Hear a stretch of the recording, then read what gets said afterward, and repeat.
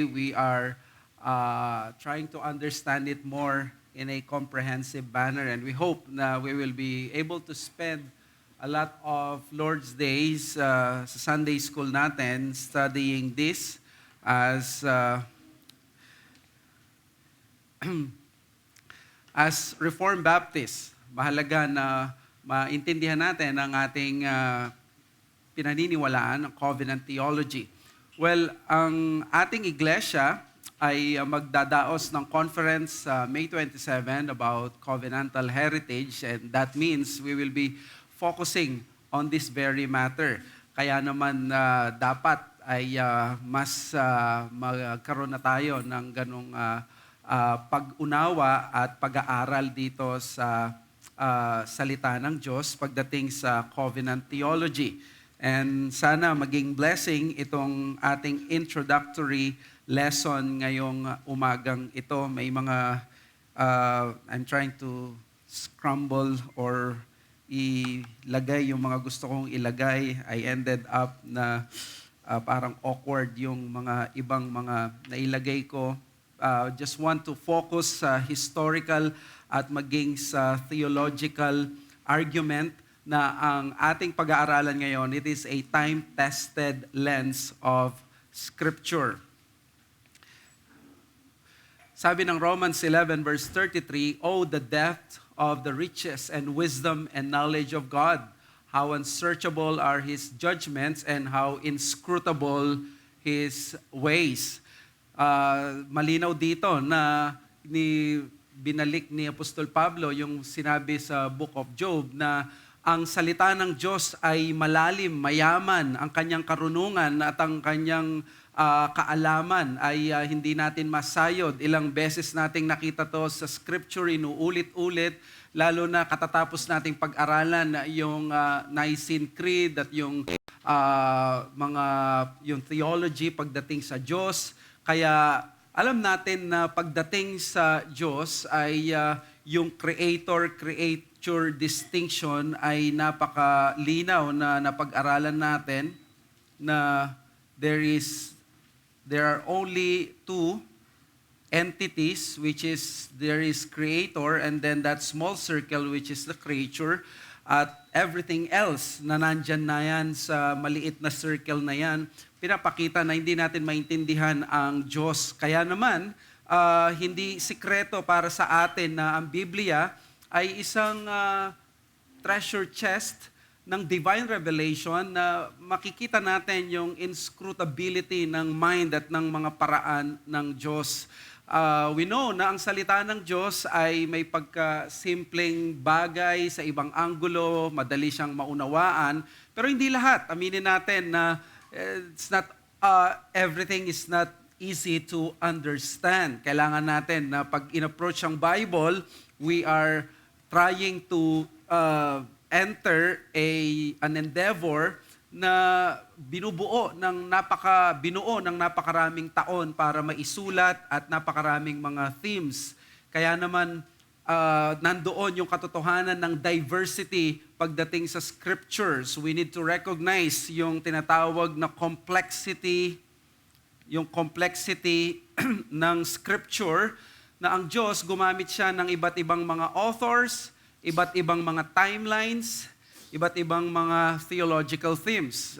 There are about 40 authors, human authors sa Bible, comprising ng 1,500 or 1,600 years bago tapos mula nung isinulat yung kaunaunang scripture, most likely yung Book of Job, and then hanggang sa Book of Revelation. In other words, iba-iba ito. Different epochs. Mga tao na kapag binasa mo ang Book of Job, may yung tatay, siya yung nananalangin para sa mga anak, parang siya yung umaaktong priest. Pagdating naman sa New Testament, wala ka nang makikitang ganon, si Jesus na yung high priest. So pag binasa mo ito at hindi mo tiningnan yung bawat konteksto, baka biglang mangyayari sa'yo, i-apply mo na lamang kung ano yung magiging sasabi mong applicable sa'yo. At ito yung pinagmumulan ng maraming mga false teachings at yung mga errors Gumagamit sila ng mga salita ng Diyos mula sa lumang tipan na hindi naman applicable sa panahon natin. So, kung hindi natin to ititingnan na yung complexity ng Scripture, di natin ko-consider yung diversity, mahihirapan tayo na ma-appreciate ang salita ng Diyos. But on the other hand, having said that, yung ganong diversity ng Scripture, kailangan din natin makita, by the way, ito muna, yung si Moses, for example, pag tiningnan mo si Moses, nagsulat siya about sa creation, about sa pagkahulog sa kasalanan, and then si Paul, pinag-aralan din niya o binanggit din niya yung about sa krus, about sa consummation. So, tingnan natin lamang ito. Kung si Moses ito, and then si Paul, sinulat ni Moses yung about sa creation. Alam natin na pag sinabing creation, ang Diyos ang may likha ng lahat ng bagay at nilikha niya ito ng mabuti. So, pagdating naman dito sa issue ng fall, ang creation na mabuti ito ay nasira dahil sa kasalanan. So, this is good, and then dahil sa fall, dito ay nagkaroon ng kasalanan. So, makikita niyo pag in-approach niyo yung Bible, si Moses, binabanggit niya yung creation, binabanggit niya yung fall. Pag-aaralan mo yan, kailangan mong i-consider, hindi mo dapat isipin na i-conflate yung mga tinuro ni Moses pagdating kay Paul. Pagdating naman si Paul, marami naman siyang binanggit at sinulat, at ang example ko dyan ay ang cross. Ayan ay si Christ. Kung mapapansin ninyo, it appears na parang unrelated na mga topics ito dahil si Paul nagsulat din siya about sa consummation. So yung consummation is yung tinatawag na glorification o yung pagiging yung end ng lahat ng bagay. So ano makikita ninyo dyan? Napaka-diversified, no? Si Moses, yung pasimula ng mundo at lahat, and then yung nahulog sa kasalanan ng tao, and then si Paul, nagtuturo na siya about sa ending ng lahat ng bagay. So ang isang tao na nag-aaral ng Bible, kailangan niyang i-consider ang mga konteksto nito, at ito yung sinabi doon sa Genesis 3, pagdating naman sa New Testament ito, pero hindi mo kailangan at hindi pwede na parang didiretso ka na lamang bigla, titignan mo yung mga konteksto na yan. Now, so far so good, alam natin yan. Pero ang gusto kong i-emphasize pa, hindi lang yung diversity, at dito madalas tayo nahihirapan, yung tinatawag na unity. Na pag tiningnan natin ang Scripture, kailangan din natin hindi lang makita yung complexity, kundi yung simplicity ng Bible bilang isang single at unified story of God's revelation of His purposes toward man for His glory. In other words, ang Panginoon, pag tinignan mo yung Biblia, kanina nakita natin, no, iba-ibang story yon, iba-ibang topic. Pagkalikha, pagkahulog sa kasalanan, tapos pagdating ni Kristo, tapos pagdating sa pagbabalik ni Kristo, yung consummation, pag tinignan mo yon, na iba-ibang story, dapat mo siyang pag-aralan. At maraming beses na nag-Bible study tayo, tinuro natin sa mga bata, sa mga anak natin, ito yung creation. Now, alam nyo ba, even cults and even false teachers, they are able to tell that story about creation. Yun yung sinabi nga ni Brian Chappell, hindi ko makakalimutan. Sa panahon nila, nung bata sila, merong parang trumpet na nagsasalita sa lugar nila at nangangaral at nakilala yung tao na yon. At sinasabi niya, thou shall not kill, thou shall not commit adultery, thou shall not... And he's speaking the Bible. Ang sabi ni Brian Chappell, lahat nakikinig at tama yung sinasabi, pero alam mo ba, sabi niya, yung tao na yon ay hindi Kristiyano. Siya ay isang false teacher. Dahil siya ay hindi isang evangelical, hindi siya Protestant, hindi siya sumasampalataya sa gospel. Pero kaya niyang banggitin yung ituro, yung creation. Kaya niyang ituro yung 10 Commandments. Kaya niyang ituro yung mga bagay na ito. This is the difference ng isang Kristiyano at ng isang tao na nakikita yung scripture in a way kung paano ito inintend ng Diyos. Hindi lamang ito binubuo ng mga iba-ibang storya na magkakaiba at for example, banggitin natin muli yung sinabi natin kanina, yung creation, and then yung fall, and then yung si Christ, and then yung consummation. Para apat na si corruption na to. Pwede rin ito cross. So kanina, binanggit natin, dinigyan natin sila ng parang harang. Iba itong lesson ng creation at pwedeng ituro ng sino man ito. Ang Diyos, nilikha niya ang lahat ng bagay, tapos nahulog sa kasalanan ng tao. Tapos kayang sabihin ng isang iglesia ni Kristo na dumating si Kristo para iligtas. At tapos nagkaroon ng consummation, ng katapusan ng lahat ng bagay, babalik ang Panginoon. Pero ang isa sa mahalagang dapat natin maintindihan na dito na magiging very clear sa ating pag-aaral sa covenant theology ay yung unity ng mga bagay na iyan. Na ang Biblia ay isang libro lamang. Kanina, kinilala natin na may 66 books, iba-ibang authors, rerespetuhin natin sila, pero at the end of the day, ang Biblia ba ay nakikita mo bilang isang storya lamang? At kung isang storya lamang ang Biblia, ano ang pinaka-sentro at summary nito? Ano ang pinaka-significance nito? Ano ang pinaka-purpose ng Diyos pagdating sa storya na ito? Sigurado meron siyang tinatawag ni G.K. Bill na storyline. Meron siyang plot. At yung plot na yon, hindi ito nakalagay lamang sa iisang libro na pagdating sa Genesis, andito yung plot. Hindi. Nakalagay yan habang binabasa mo ang scripture mula Genesis hanggang Revelation. No? So, tignan natin yung example dito. Yung predestination, creation, fall, cross, church consummation. So, nilagyan pa natin ng predestination. So, nandito itong predestination. Tapos, nagkaroon ng creation, nagkaroon ng fall, nagkaroon ng cross. At yung cross ay nagkaroon ngayon ng New Covenant Church, nagkaroon ng consummation. So, kung titignan mo ang Biblia bilang isang storya, makikita mo pala ang Bibliang binabasa mo, iba-iba man ang author, pero yung Holy Spirit, kinilos niya pala ang mga ito para magbigay lang ng iisang storya overall. At makikita mo dito yung hiwaga at yung wonders ng Biblia na iba-ibang mga author, pero sa kanila pareho lang pala sila ng pinupuntahan. Meron pala silang parehong sinasabi. At titignan natin, ang covenant theology, tinatry niya na maintindihan ang storya na ito bilang isang storya mula sa Diyos.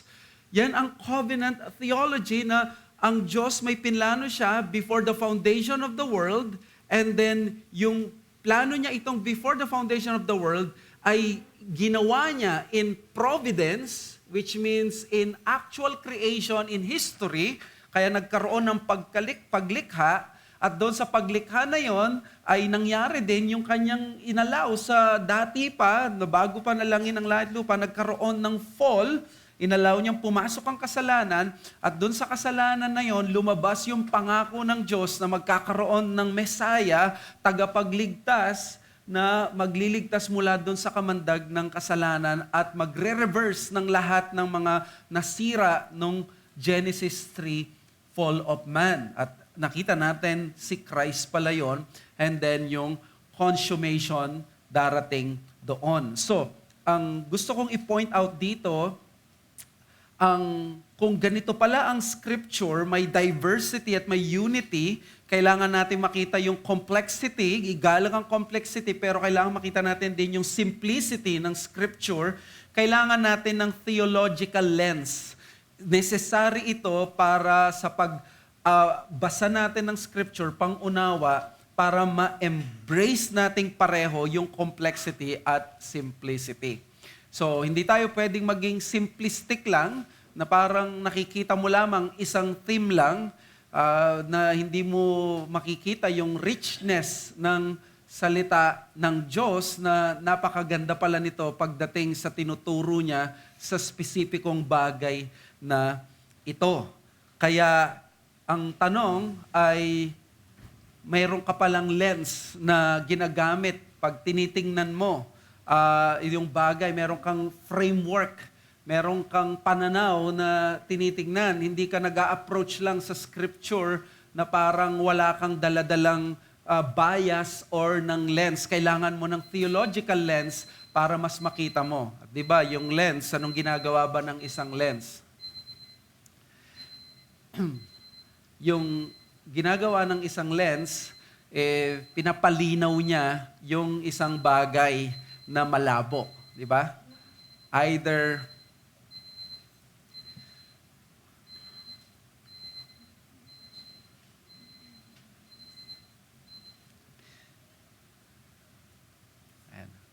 tumigil po.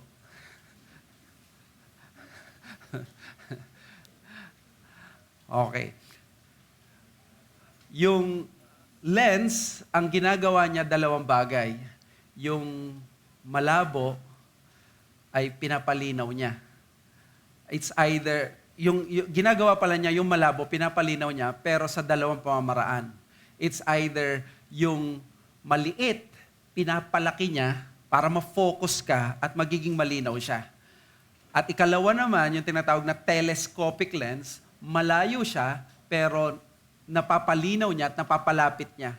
Pareho ang intensyon ng dalawang lens, gawing malinaw yung sinasabi or yung isang bagay.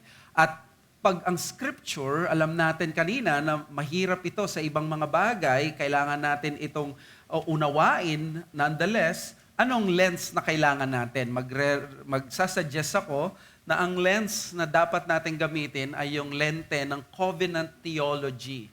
Ang covenant theology, it is the biblically faithful and time-tested theological lens or theological framework of understanding the whole teaching of Scripture. Ito pala yung time-tested, mula noon pa, ginamit na lens paano unawain yung buong katuruan ng Scripture, yung entirety ng Scripture. Hindi lang pala sila pumunta doon at nag-aral patungkol kay Adan at nag-terminate na si Adan, ganito yung ginawa niya. Di ba, mayroong nabuhay na monk teacher, si Pelagius. Tiningnan niya si Adan at sabi niya si Adan ay isang Bible character na walang kinalaman sa atin. Yung kanyang kasalanan, ang kanyang kinalaman lamang ay yung pagiging bad example niya. Wala siyang naging epekto sa atin. So, hindi tayo related sa kanya, connected sa kanya. Meron ding mga ganun nagtuturo na ang Israel at ang iglesia ay walang connection sa isa't isa. Magkaiba yon. So kung meron mang silang pagkakatulad, pareho silang peoples of God. So makikita ninyo na maaring ang isang tao, tumitingin siya sa scripture, masyadong marami ang kanyang tinatawag na diversity sa isip niya, or either masyado namang maraming unity, so kailangan balanse, may diversity at may unity, merong continuity at may discontinuity. Saan titigil yung continuity, saan magpapatuloy yung continuity na yon. Kasi alam natin na ang Bible ay 66 books, tapos aabot ito ng Revelation. So marami ang mga bagay na nakapapaloob doon. Ang covenant theology ay napatunayan na ng maraming mga pagkakataon na epektibo at reliable ito na lente natin, paano natin i-approach ang scripture. Siyempre, gusto nating i-define ano ba yung covenant theology. Covenant theology is a hermeneutical framework that seeks to understand the scripture by way of covenant. Kinukuha ko yung phrase doon sa paragraph ng chapter 7 na 1689 na ang Diyos nag-condescend siya at nakipag-communicate sa tao by way of covenant. In other words, pag tiningnan natin ang scripture, meron tayong lens, meron tayong framework, at inuunawa natin ang buong Bible from Genesis to Revelation by way of covenant. Bakit by way of covenant? Kasi yung iba, meron silang ibang paraan by way of dispensation sa mga iba't ibang mga epochs. Bagamat naintindihan natin na may word sa Bible na epochs at dispensation, ang covenant theology naniniwala, it is always through the covenants, ang dealing ng Diyos sa taong makasalanan. At ang emphasis nga ng Reformed covenant theology is that yung redemptive purpose ng Diyos is always dealing with man through the covenants. Covenant ang laging pamamaraan ng Diyos kung paano siya makipag-deal with sa tao sa kanyang mga redemptive purposes. Sabi ito ni Earl Blackburn, covenant theology, simply stated, is the view of God and redemption that interprets the Holy Scriptures by way of covenants. The Bible knows of only one Savior. In both the Old Testament and New Testament, there is only one way of salvation, by grace alone, through faith alone, in Christ alone. The triune God is a covenant God who deals savingly with humanity through covenants. So, ang ganda nung sinabi niya, no? Ine-emphasize pala dito ay may isang tagapagligtas lamang na hinirang ang Diyos para sa tao, at yun lang yung tanging paraan para maligtas. So that yung pananaw natin ngayon sa Old Testament, makikita natin ang kaligtasan na salvation by grace through faith alone in Christ alone ay hindi lamang pang New Testament. So, even yung salvation natin is sa New Testament maging sa Old Testament. Hindi ito parang Old Testament, iba ang pamamaraan, salvation by works, bagamat may ganitong mga Freudian slip yung mga ibang mga nagturo ng Bible. For example, sa Scofield Reference Bible, probably ay si C.I. Scofield ay nagkaroon lang ng, kung iunawain mo, hindi naman siya naniniwala talaga na may ibang pagliligtas ang Diyos sa pamamaraan sa lumang tipan. Pero sa Scofield Bible niya ay naroon sa mga earlier editions na ang Old Testament, lalo na sa Mosaic Law, ay maliligtas ka sa pamamagitan ng pagtupad ng kautusan ni Moses. Kaya dapat maging sumunod ka sa utos ni Moses. Kaya kung mapapansin mo, yung ganitong uri ng framework ay hindi uubra. Mas mainam yung framework ng covenant theology na kapag tiningnan mo through the way of covenants, sa una pa lamang, makikita mo, may dalawa lamang na pamamaraan ang Diyos sa tao. Through covenants, pero may dalawang uri ng covenants. It's either covenant of works or yung covenant of grace. At dahil yung covenant of works, yun yung magko-confirm sa eternal life kay Adam, dahil alam natin si Adam nahulog doon, mula noon, alam natin ang covenant ng Diyos na dealing niya sa atin ay through this promise ng covenant of grace.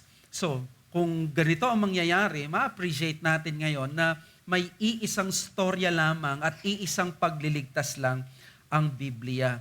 Si Charles Spurgeon, na Prince of Preachers, sinabi niya, the doctrine of the covenants is the key of theology.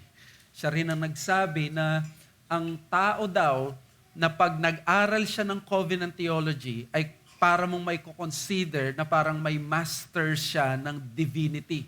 Kasi maiintindihan niya at naiintindihan niya ng maayos ang Biblia. Lagi ko sinasabi, pag doon dati, nung nag-aaral kami ng Greek, bakit kailangan mag-aral ng Greek? Para daw, pag tiningnan mo ang Bible, mas maintindihan mo, para kang nanonood lamang, hindi ng black and white TV, nakikita mo yan ng color TV, nung panahon pa na wala pang mga smart TV. Ngayon, high definition. Kumbaga, ang pinapakita dito, pag tiningnan mo pala ang Biblia through this lens, mas naiintindihan mo bakit nagkaroon ng Exodus. Bakit maiintindihan mo ngayon bakit ginawa ito ni Abraham, bakit sinircumcise niya yung kanyang anak. Bakit inutos yun ni Yahweh? Maintindihan mo ngayon, ma-appreciate mo. Napaka-rich pala ng scripture. Hindi pala ito yung sinasabi ni J.K. Bill na parang nag-quote na lang ng nag-quote ng verses ang mga apostles nung sa Matthew, nung out of Egypt have I called my son. Nakita lang niya ito, parang nag-barbecue stick lang sila or na mga hinila lang nila. Hindi, sabi ni J.K. Bill, ito pala ay mga may paggalang sa konteksto at talagang masusi na kinuha na yung mismong sinabi na yon sa Hosea na out of Egypt have I called my son, ay isa talagang tamang interpretation nung ginamit ng mga apostles. Mahirap namang akusahan ng mga apostol ay nag-out of context at ikaw na hindi apostol, sasabihin mo na tama ka sa pag-interpret mo ng scripture. So, dito, mahalaga ang doctrine of the covenant. So I hope na-encourage ko kayo na i-embrace natin itong lens na ito. Si R.C. Sproul, ang sabi niya, Reformed theology is covenant theology. We know na marami ang mga Kristiyano, hindi lang ang mga Reform. Pero sa Reformed theology, na tayo'y nadi-distinguish bilang Reform, hindi dahil sa Calvinism natin. No? Ang Reform, matatawag kang Reform actually by your belief in covenant theology. Maraming mga Baptist ang mga hindi naniniwala sa Reformed theology because they do not believe in covenant theology. Sa kasaysayan yata, yung General Baptist lamang na nag-embrace ng covenant theology, si Thomas Grantham, ay siya lamang ang nakilala na General Baptist, Arminian Baptist, pero in-embrace niya yung parang covenant theology ng mga particular Baptists. Pero aside from that, ang mga Arminian Baptists, kadalasan ang kanilang approach sa Scripture ay hindi covenant theology, kaya they would not be called Reformed Baptists. So, ayan, so dito, sabi ni Michael Horton sa Introducing Covenant Theology, while some friends and critics of Reformed theology have reduced Calvinism to 5 points, or further still to predestination, the actual confession, catechisms, and standard doctrinal works of Reformed tradition all testify to a far richer, deeper, and all-embracing faith in the God of the covenant. Reformed theology is synonymous with covenant theology. So, if you claim yourself na Reform, then therefore, kailangan ang covenant theology ang isa sa pressing na subjects or topics na dapat magamay mo at pinag-aaralan mo o ng iglesia natin. After all, we are Reformed Baptists. So, ang binanggit ko ngayon ay Reform emphasis. Ang emphasis ng Reformed theology ay covenant theology at ang emphasis ng covenant theology is God's redemptive purposes in dealing with man through covenants. How about yung Reform hermeneutic? Ang Reform hermeneutic is the New Testament priority because Christ is the fulfillment and center of Scripture and its interpretation thereof. So, pag sinabing city, andun yung emphasis natin na redemptive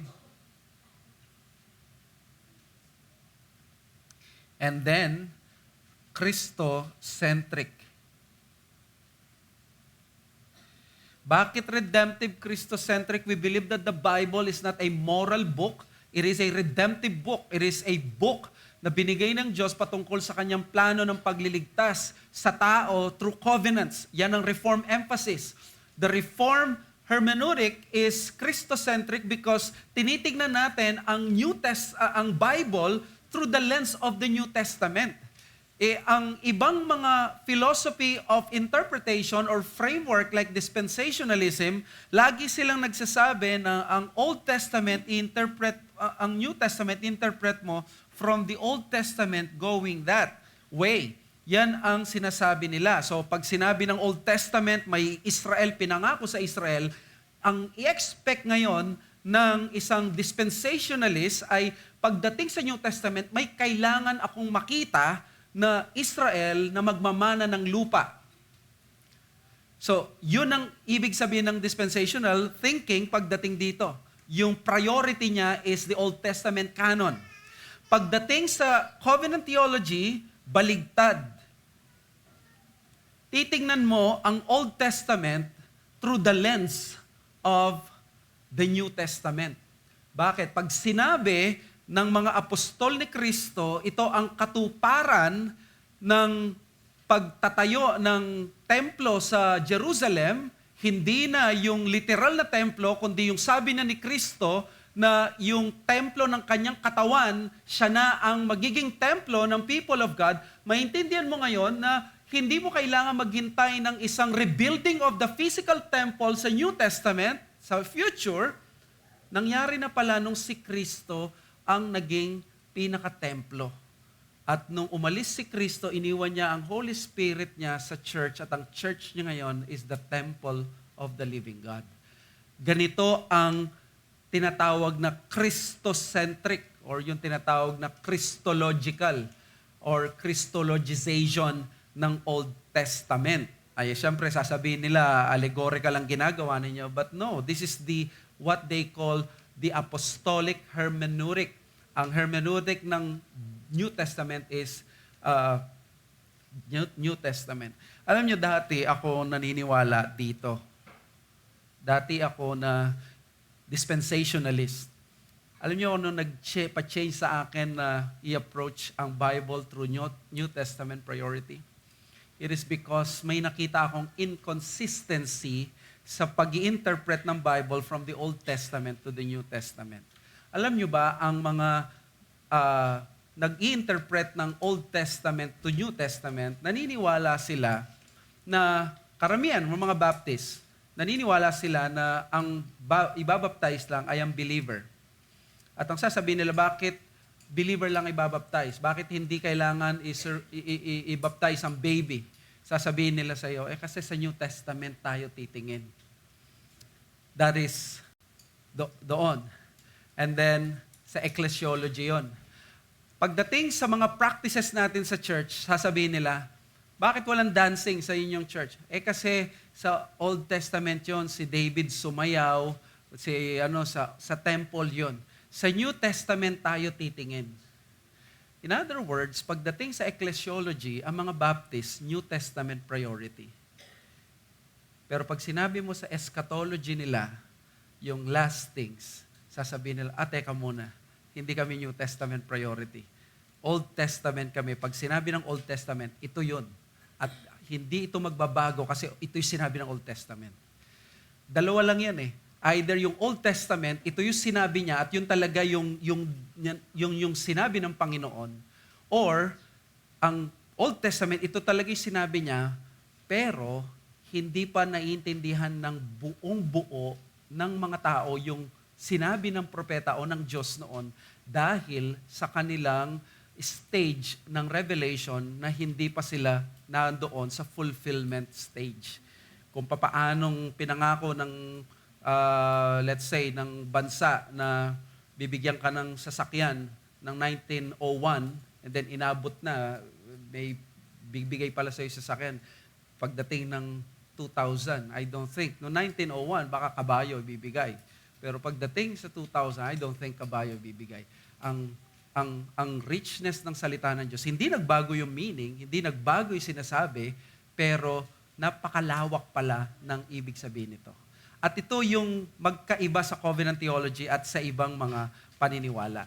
Para sa iba, pag sinabi ang Israel kailangan ganito, ang lupa ay mamana, i-insist na ito yung sinabi ng Old Testament eh. Pag sinabi naman ng Reform, ang Israel ay temporary lamang, hindi siya ini-intend na parang pang magpakailanman. Naintindihan natin ngayon ay ito ay temporary lamang pala, subservient para maintindihan natin lalo pag dumating na si Kristo, siya ang magiging pinaka-fulfillment. Magiging malinaw ngayon ang New Testament hermeneutic. So, sabi ni Tom Hicks doon sa What is a Reformed Baptist? Sabi niya, covenant theology arises from the Reformed hermeneutic of New Testament priority and serves as one key element of the Reformed grid for the theological interpretation of Scripture. I-apply nga natin ito. Example, Passover Lamb of Exodus 12. Tingnan natin.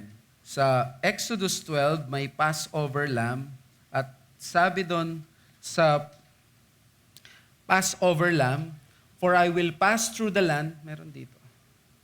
For I will pass through the land of Egypt that night, and I will strike all the firstborn in the land of Egypt, both man and beast, and all the gods of Egypt. I will execute judgment. I am the Lord. The blood shall be a sign for you on the houses where you are. And when I see the blood, I will pass over you. No plague will befall you to destroy you when I strike the land of Egypt. So this is the Passover lamb. Ang Passover lamb, very clear.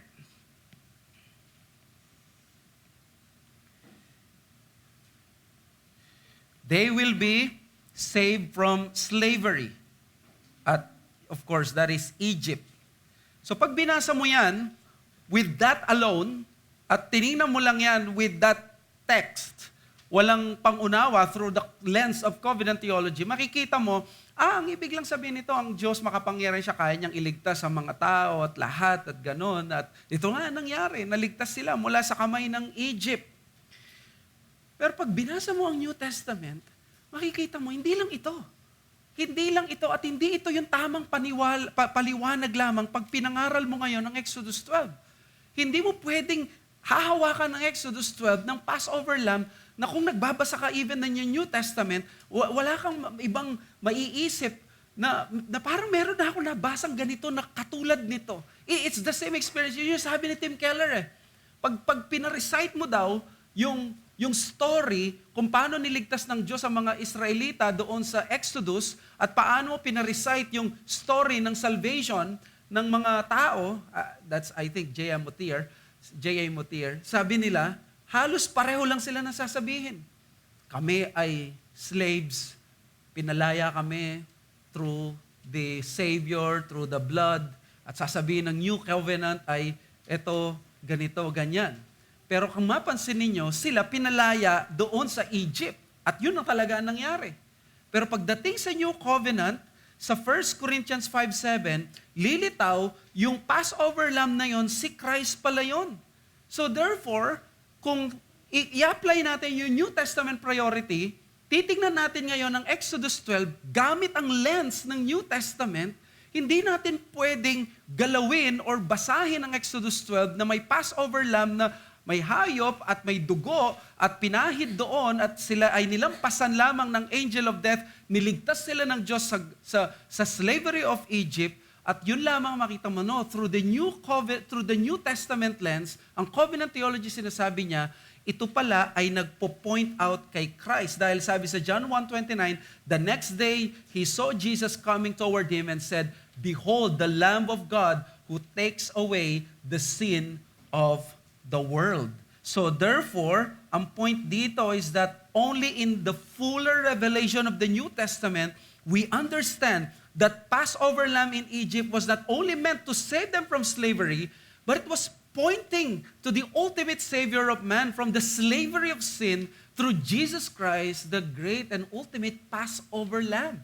So, ang mga Israelita,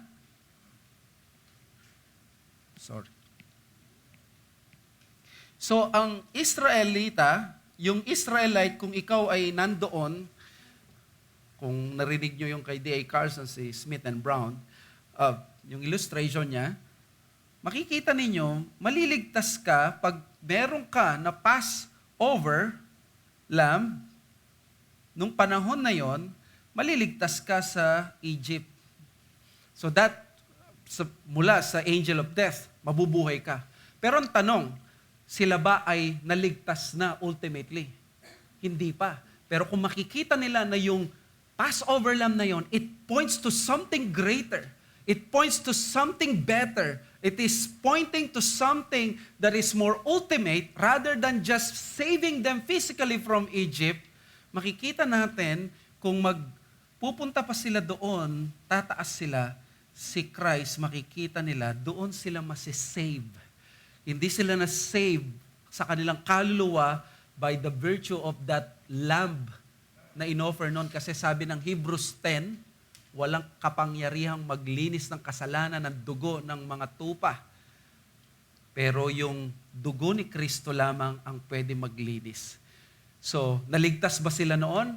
hindi sila naligtas sa kanilang kaluluwa necessarily, pero naligtas sila dahil tumingin sila doon sa inutos sa kanila ng Panginoon. So pag ikaw ngayon, babasahin mo to sa New Testament, going through that lens, ma-appreciate mo ngayon na ang Exodus, it is full of Christ. It is already pointing them. At sasabihin natin, napakapalad pala talaga nating mga nasa New Testament. Kasi nireveal ngayon ito sa atin na yung Israelita noon ay hindi sila naligtas. Sa Egypt lang ang sila naligtas, pero hindi sila naligtas sa kanilang mga kasalanan. Paano mo nalaman yan, Pastor? Ang dami mga nagrebelde. Nandun pa sila, Korah, yung kanyang mga dumiretso na sa kailaliman ng lupa. Nandun na yung mga tao na nagkaroon, apostatize. In other words, naligtas sila mula sa Egypt pero hindi sila naligtas sa kanilang mga kasalanan. Sa New Covenant, pag tiningnan mo ngayon, makikita mo yung Passover Lamb, titingin ka kay Kristo, nandoon ang tunay na pagliligtas. Kaya ang lesson dito, covenant theology helps the Bible reader to see the Scripture as a unified single story of God glorifying Himself through the gospel of Christ without neglecting the other parts. Ayan, unified single story pala siya patungkol kay Jesucristo. Sabi ni John MacArthur, the man I fully respect, ang pinaka-center daw ng eschatology ay Israel. But with this kind of lens, it is not Israel. It is Christ. At makikita mo siya from Genesis to Revelation. Now, pag sinabi nating lens, tignan natin yung telescopic and microscopic lens. Covenant theology works best as a lens because of its handmaids, systematic theology and biblical theology. Ano ba yung systematic theology? Ang systematic theology, ito yung topical approach to the Bible on its teaching from its entirety. Halimbawa, doctrine of salvation. What does it say from Genesis to Revelation? Sa Genesis, meron na bang naligtas? Yes po. Si Abraham, naligtas siya through righteousness, na-recon sa kanya yung righteousness, hindi galing sa gawa niya. So, ano yung sinasabi ng salvation? Ano yung sinasabi ng Diyos pagdating sa election, yung mga fruits of salvation, lahat ng yan, makikita mo yan, systematic theology, yung topical approach. And then, biblical theology. Ang biblical theology is the chronological approach to Scripture as it unfolds God's revelation, taking note of the development of its themes and narratives. Example, blood atonement. Yung blood atonement, paano ito organically nag-progress. So sabi natin kanina, yung systematic theology, ito yung topical approach. Ito yung sinasabi ng Scripture dito, ganito, ganyan, ganyan, salvation. Pagdating naman sa biblical theology, ito yung periodic, chronological. Ito yung nangyari sa Genesis, ito yung nangyari sa atonement sa Genesis, nag-develop kinalaunan, pagdating sa Leviticus, pagdating dito, ganito ang nangyari dito, and then hanggang umabot kay Kristo sa cross. Yung topical ay parang kanina, yung nakalagay, ito yung sinasabi ng Genesis, ito yung sinasabi ng about sa salvation, nandiyan yung binabanggit na katuruan. So, example natin, no, yung biblical theology na ginagamit ko sa PMC sa marriage. Bigyan natin ng biblical theology ng marriage kung makikita natin na applicable dito. Sa PMC ko, lagi yung sinasabi na, di ba, ang biblical theology is yung development, chronological, nag-unfold ang salita ng Diyos, yung revelation. At i-apply natin ang biblical theology sa marriage. Ang sabi ng Bible, marriage was created by God as good. So, nandoon yung pwede nating sabihin na creation. Dahil ang Diyos ang may likha ng marriage, that is a good thing. So, pwede mong, kung yan lamang ang sasabihin mo, na dyan lang ang story mo, makikita mo, magkakaroon ka ng pananaw sa marriage na parang you will live happily ever after. Parang Disney princess ang magiging tingin mo sa marriage, di ba? Pero pag binasa mo ang Bible, nakita mo na nagkaroon din ng corruption. So, i-apply mo yun sa marriage, marriage will have its own struggles because of its sinfulness. So, magiging realistic ka ngayon. i-apply mo yung biblical theology sa marriage, because of the fall of man, ang mga marriages natin, they will have these problems. So, pag yan lang ang ginawa mo at tiningnan mo sa Bible, ang Revelation, na tumigil lang siya sa Genesis 3 at Genesis 4, nagkagulo at lahat-lahat. Hanggang sa Old Testament, nandoon na yung mga divorce, nandoon na yung adultery, nandoon na yung maraming mga bagay. Makikita mo, depressing. Parang wag na lang mag-asawa, napakasama pala ng pag-aasawa, puro ganito pala. Mag-cancel na tayo ng ikakasal sa mga darating na buwan. Pero hindi kasi dumating si Christ. At dahil si Christ dumating, nagkaroon ng mas malalim na significance ngayon ng marriage at na-elevate ang view ng marriage because marriage ay na-redeem ni Christ, na-sanctify niya that it will be a demonstration of His love to the church. So, makikita mo, nandito ngayon yung holy, ang marriage. And then, anong gagawin nyo pag married na kayo? Sa PMC, ang mangyayari is, hindi yung, gagawin na namin, gusto namin gawin, no. Consummation. Ang ibig sabihin ng consummation is that, ang lahat ng bagay patungo sa glorification. Ang lahat ng bagay patungo sa kabanalan na perfect. In other words, your marriage or even everything sa buhay mo should help you proceed to that glorification. You should be helping one another na makonform kay Christ. Dahil yun ang ending ng lahat ng bagay.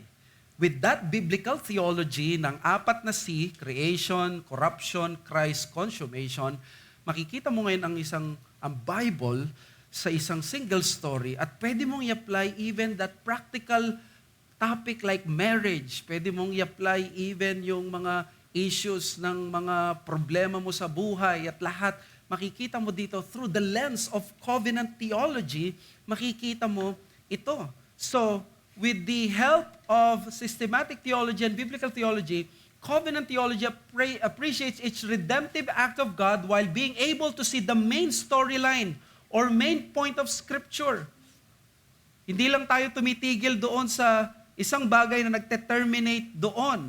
We are able now to focus on the specific themes of the Bible. Kasi ang covenant theology, kino-cover niya comprehensively from first Adam to second Adam, from creation to consummation.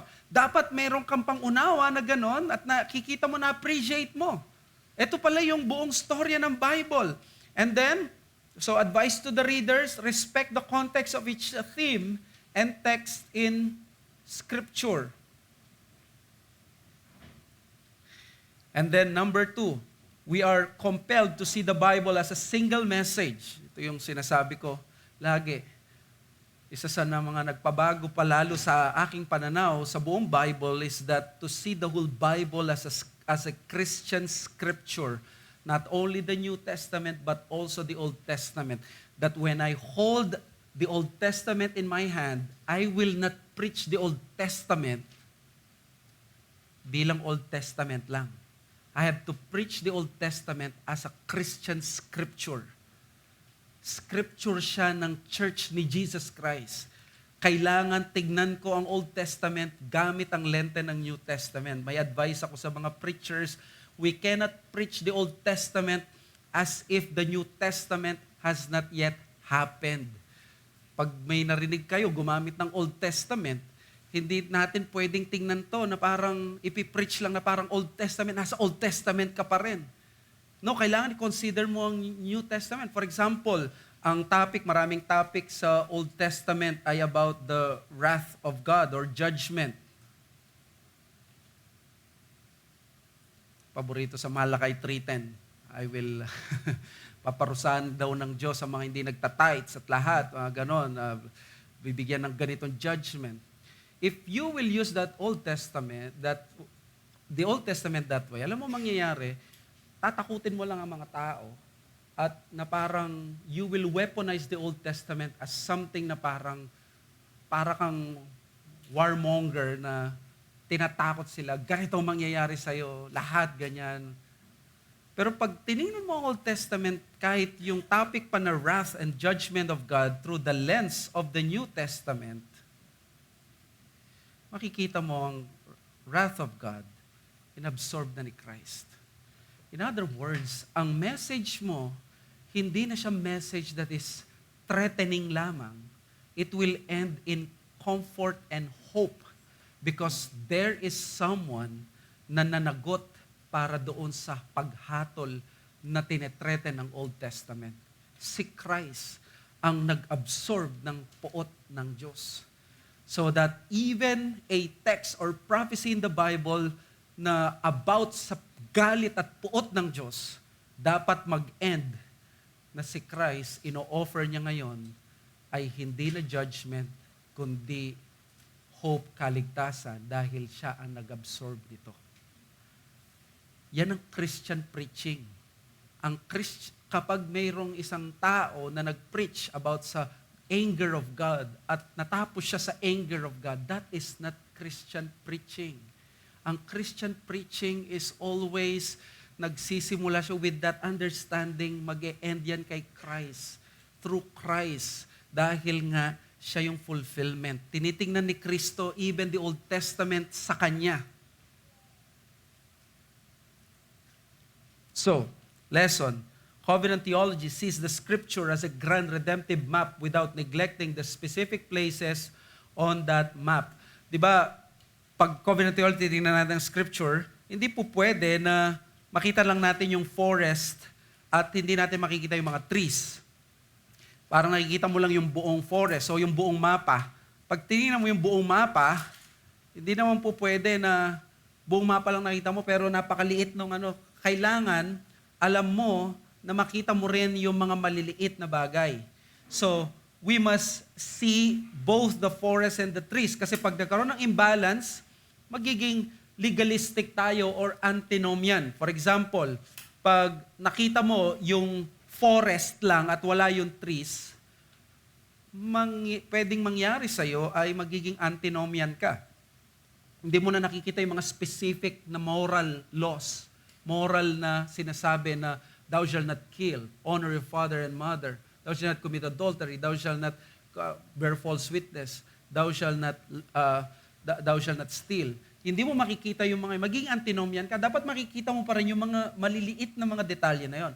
But on the other hand, pag ikaw ay na-focus lamang sa mga trees at hindi mo nakita yung buong forest, hindi mo makikita yung buong storyline ng Bible, hindi mo makikita yung buong story na ang Diyos ay sa likod ni David, sa likod ni Solomon, sa likod ni Abraham, ay meron palang pinapangaral ng Old Testament patungkol sa pagliligtas na yung kaharian na tinutukoy ni David laban kay Goliath, hindi mga problema na magagapi mo, kundi kaharian ng Diyos ang susupil sa kaharian ni Goliath, kaharian ng Panginoong Hesukristo. So, makikita natin yung ganong mga bagay. We must keep in mind the goal of the map to find the overall treasure which is Jesus Christ. So, pag binasa natin ang Biblia, hindi ito parang ano lang yung application nito sa akin na dun ka lang. Parang mga trees yun. Titingnan mo yung overall picture, which is the goal of the map is to find Christ. Pag binigay kayo ng mapa, ng buong, sabi niya, nandito lang ako. Tuntunin mo ako. Binigay sa'yo mapa ng buong Pilipinas. Saan ka naman doon? Saan mo makikita yung Santo Niño, San Simon, Pampanga? Hindi makikita yung di ba? Ipapakita mo dapat nasaan mismo yung specific address. 700 Malinis Street, Santo Niño, San Simon, Pampanga. Yan po yung address kung nasaan kayo ngayon. Papakita mo din sa 700 Malinis Street. Saan yung Malinis Street? Ang daming Malinis Street. Titignan mo yung kabuuan. San Simon, Pampanga, Pilipinas. Makikita mo yon. Pareho na dapat na gawin yon. No? Tingnan natin yung bagay na ito. I-apply natin ng mabilis. Isa sa tinuro ko nung nasa Bible study ako doon sa ibang bansa, sa isang pamilya, isa sa paborito kong pinag-aaralan, yung Special Presence of God. So, by book ako mula kay G.K. Bill, yung The Dwelling Place of God. Makikita ninyo, tignan mo yung dwelling place of God through the lens of covenant theology. Nakita natin yung dwelling place of God or the presence of God, nandun siya sa Garden of Eden. Hindi lang siya nilagay doon para magbungkal kasi yung word na to keep it is priestly service. So, nagsumasamba. Kinikip na ni Adam yung Sabbath before there was even the codification of the commandments doon sa Exodus 20. Nagsasabat na po itong si inherent yon sa creation natin. So sa Garden of Eden, nandoon siya. At makita mo ngayon, yung covenant theology, yung progress, na yung presensya ng Diyos napunta na ngayon sa tabernacle. Yung tabernacle, nung napunta na yon, nawala na yung tabernacle, nakita natin nasa temple ito. Ito yung Shekinah glory na nakakover ng kurtina at yung sabi niya may Shekinah glory doon.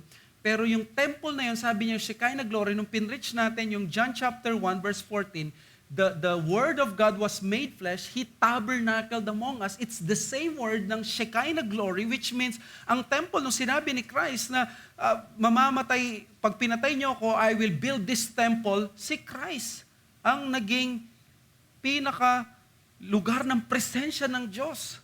At nung nawala si Kristo, nandoon syempre ang mga believers at yung mga saints na yun, mga believers, nandito na sa church.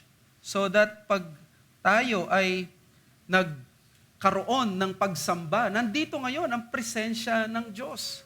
Ganito ang binanggit sa Biblia. Diba? Pagdating sa mediator, nung sa pagkakaroon ng mediator, nandun si Moses na may mediate sa kanila. Tapos nandoon ang mga priest.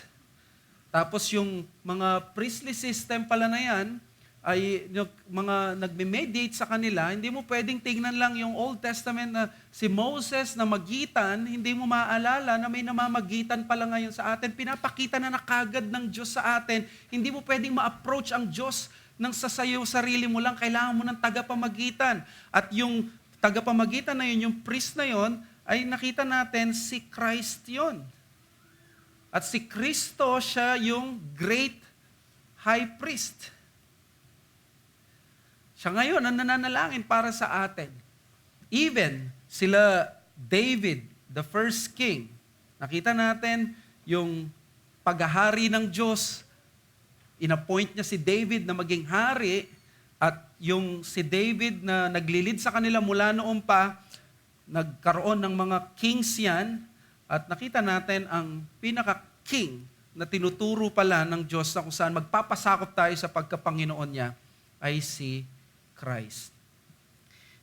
And then, syempre, yung pagdating sa prophet, nandun si Samuel, at nandun na rin sila Moses, lahat. Yan ay lumaganap sa pagiging prophet, propeta, at yung mga propeta na yan, ang great prophet ay si Christ. Kung mapapansin ninyo, yung priest na ito, na kanina nananalangin siya para sa atin. Pwede nating sabihin ngayon na nakikita natin ngayon ang ministry ng panalangin ay sa ministry ng mga elders at ng church. Yung ministry ng paghahari ay makikita mo ngayon sa pagpapasakop sa iglesia, sa New Testament, sa may church discipline, may sacraments nandito sa church. Si Christ, ang prophet, ngayon nangangaral at nagpoproklama ng salita ng Diyos ay ang mga elders dito sa church. Makikita ninyo na napakaganda ng Biblia, hindi ka maliligaw kung may maggagabay sa'yo na ang lahat ng ito patungo sa kay Christ. After all, these are what they call the munus triplex, the threefold office of Christ. Ito yung magiging basihan at pattern natin ngayon as we continue sa pag-aaral ng salita ng Diyos. Let us just have this, ba't ko dinumihan? Sorry. The riches of the word await not only the diligent but also the humble. Humble, pag silent ang scripture, diligent, pag binigay naman siya ng Diyos. Binigay ng Diyos, dapat maging masipag. Covenant theology demonstrates well and clearly the theology of salvation and the history of salvation. Napaka-rich pala ng salvation natin. Hindi siya simplistic na tanggapin mo ang Panginoon bilang Diyos, Panginoon, tagapagligtas, pupunta ka sa langit. Hindi lang sa pagpunta sa langit, napaka-rich niya. Nandun na yung predestination, nandun yung election, nandun yung redemption, nandun ang forgiveness, nandun ang regeneration, nandun ang conversion, faith, sanctification, lahat-lahat. Napaka-rich covenant theology ang magiging key. And then number 3, we will be able to see the law and gospel distinction in Scripture. Pag nakita mo yung covenant theology, mas lilinaw sa'yo yung kung ano yung law, kung ano yung gospel, kung ano yung tinutukoy sa'yo. Sinishare ko rin ito sa mga kapwa preachers ko na hindi lang tayo nire-require, for example, na sumunod lang sa 10 Commandments. Dahil pagdating sa, let's say, honoring the father and thy mother, or thou shalt not kill, even unbelievers will be able to obey that. Pero hindi yun yung righteousness na tinatanggap ng Diyos. Ang tinatanggap ng Diyos is the righteousness that comes from the covenant of grace as a provision of the covenant of grace kay Christ. Yan ang sabi ng paragraph chapter 15 ng 2 London Confession. Yung repentance natin ang gagaling as a provision of the new covenant. Lahat ng mga bagay na to, provision ng new covenant. Ibig sabihin, ang tatanggapin lang ng Diyos sa akin na paglilingkod ay paglilingkod na galing sa new covenant kasi yun yung righteousness ni Christ. Nandun yung gospel. Hindi ko pwedeng basta sundin lang ang old covenant using my flesh. It is always through the gospel. Gospel lagi ang panabla doon sa requirement ng law. And then we will see the beauty of Scripture with Jesus Christ as the center of it all. And number 5, covenant theology is important in understanding the significance of the sacraments. Mas maintindihan, mas ma-appreciate natin ang baptism at Lord's Supper. Hindi sila mga shadows ng nakaraan, ng Old Covenant na parang malabo. Hindi. Ito ay mga selyo. Ito ay mga signs, symbols. Ito ay mga sakramento ng bagong tipan na ginagamit ng Diyos para ma-enrich ang iyong pananampalataya. Kaya ginagamit ng Diyos even yung mga ginagawa natin na mga activities sa church, yung mga sinasabi natin activities pero mga blessings pala ng New Covenant para mas ma-endear tayo sa Panginoon at mas ma-appreciate natin ang kanyang pagliligtas, magkaroon tayo ng assurance. So dito muna tayo, let us pray. Father, thank you so much for this lesson and we pray that we'll be able to encourage ourselves to study more about these matters at matutunan namin ang inyong salita. Salamat na meron kaming framework or lens na makita ang lahat ng bagay through this covenant theology, biblical theology and systematic theology. At mas ma-appreciate namin ngayon ang Biblia whenever we read it, whenever we study it. Ito po ang aming samod dalangin sa pangalan ng Panginoong Yesus. In respect